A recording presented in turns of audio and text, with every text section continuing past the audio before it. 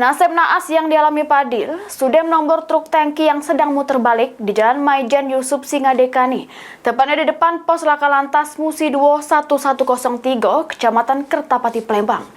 Atas kejadian tersebut, korban Fadil pengendara motor langsung dibawa ke rumah sakit guna penanganan medis.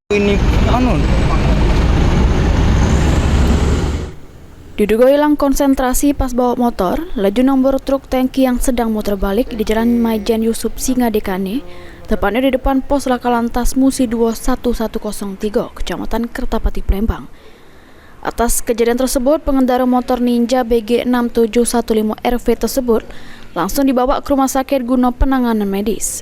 Dari keterangan Kanit Gakum Polrestabes Palembang, kejadiannya dewek sekira jam 11 siang, yang mana antara pengendara motor Ninja sama mobil truk tangki yang disopiri Fahrizal BG 8645UC di arah yang sama dari simpang Citraland nak ke arah simpang TPA Keramasan Kertapati, Palembang.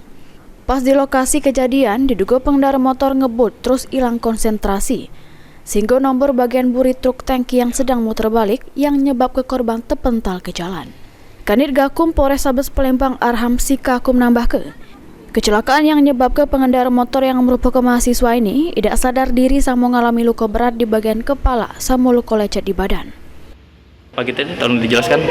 Kejadian di Jalan Yusuf Singadekani depan pos laka 1103 antara mobil tangki yang datang dari arah Musi 2 mengarah ke Singadekani, setiba di seputaran pos laka berputar mengarah ke Citraland, ditabrak oleh sepeda motor yang datang dari arah yang sama. Apakah korban meninggal dunia? Untuk sementara korban masih dalam perawatan di rumah sakit. Untuk sopir mobil itu sendiri?